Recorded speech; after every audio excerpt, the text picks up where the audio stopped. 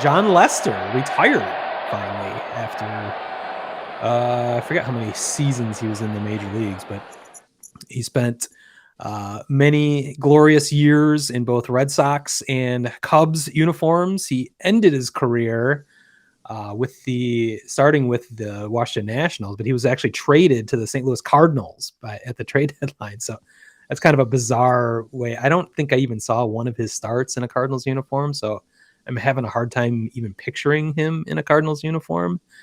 It's just kind of a strange thing, or how he could end his career. But Jon Lester, I think we have to really acknowledge his career, not only with the Cubs, but his baseball career in general.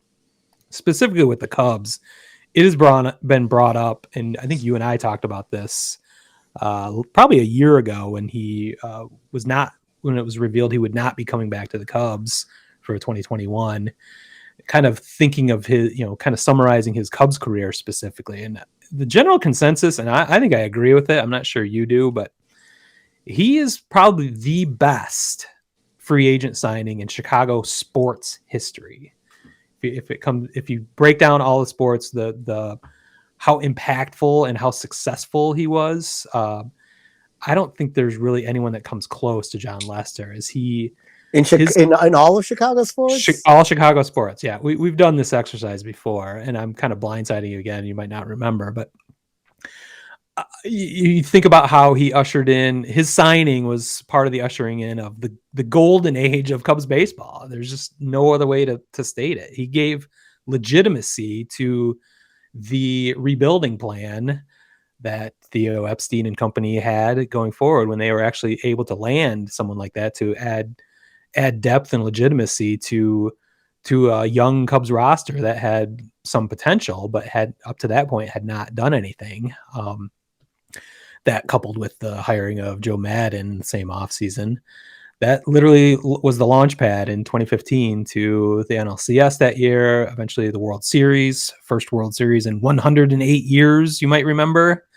I do. That came up a few times, but we don't have to debate that. I mean, no, I would just say Marion Hossa is the greatest Chicago signing in sports history. I think three championships. I think you brought that up there, but yeah, we could debate that. But he's among the upper echelon, I would say. The next question is, and that has come across everywhere as he announced his retirement last week, is he a Hall of Famer?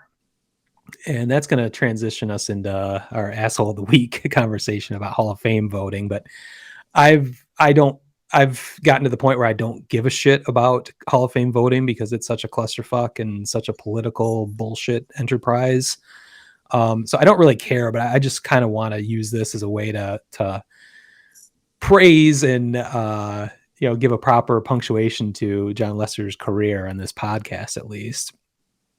His Hall of Fame resume, and you'll see people writing about this this week and going forward, is really pinned on his postseason record. His career ERA, regular season ERA, for his whole entire career, is 3.66, which is pretty respectable. It's not necessarily Hall of Fame worthy right there, but you can add in his 200 wins on the dot. He's 200 wins, 117 losses. That pales in comparison to many Hall of Famers, but that's just not how the game is played anymore. You're never going to see another 300 game winner. So 200 is kind of becoming the threshold, and he happened to end his career right on the 200 win mark. But it's really his postseason career that is really shows you what kind of pitcher he was and why he might be a Hall of Famer. Of course, he's a 3-time world champion, twice with the Red Sox, once with the Cubs. You could argue the Cubs would be worth 2 World Series, considering the historic nature of it and the seemingly improbable possibility. Sure. Okay. This is where you're going to roll your eyes. But okay. Yeah. Beyond that, his postseason ERA over 154 innings, which is approaching a whole season, is 2.51 with a low 1 whip. He had, in the World Series specifically, he was 4-1 with a 1.77 ERA with 34 strikeouts and 34 strikeouts over 35 and a third innings. Whip below 1 in the World Series. So when it mattered the most, he got it done. And that's what certainly all Cubs and Red Sox fans remember, is that you can thank Jon Lester for those world championships in many regards. So we don't have to settle that today. And again, I don't really give a shit about Hall of Fame voting. It sounds like from the interviews I've seen, Jon Lester wouldn't mind being in the Hall of Fame, but he kind of doesn't give a shit either, because I think he realizes what a political entity the Hall of Fame is. And he was a nice guy, and so he's got a good shot in that regard. But I think that's bullshit. Nice guys get in. See, well, asterisk Harold Baines. Yeah, I think that's bullshit as well. So I'm not going to lean on that. But I guess the other bullshit question with the Hall of Fame, that's a little more fun to talk about, is does he go in with a Red Sox logo on his hat or a Cubs logo on his hat?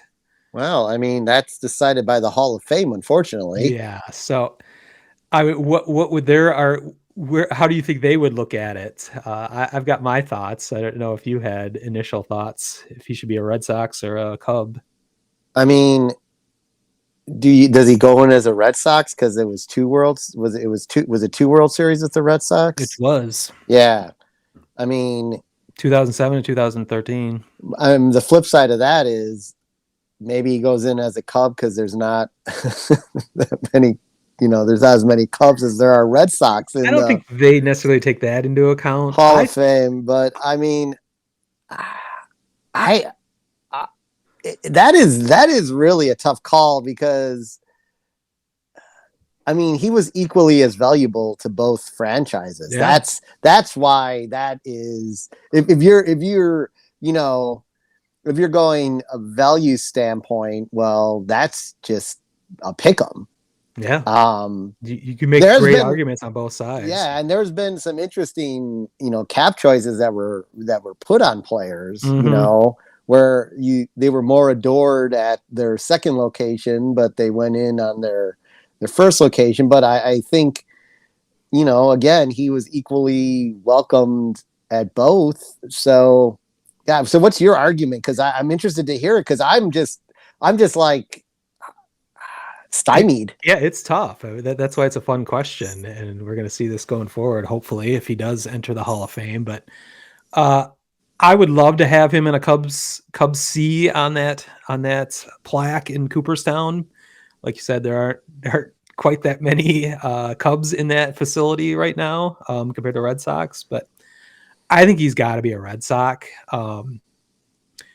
Mainly because he started his career there. He won 2 world championships there. He established his name, his brand there. He overcame cancer there. That's another thing. It seems like, from a Chicago perspective, we think of him as a Cub, but he's the quintessential Red Sox. So I think they will choose that. I don't know the criteria they go on, if they literally are having debates like you and I are right now, or how that works out. But I think it's going to be 51% Red Sox, 49% Cubs. I think it's definitely close, but I could definitely see him in Red Sox. Not that it's going to ruin my day when they announce that he's going to have a B on his hat instead of a C. But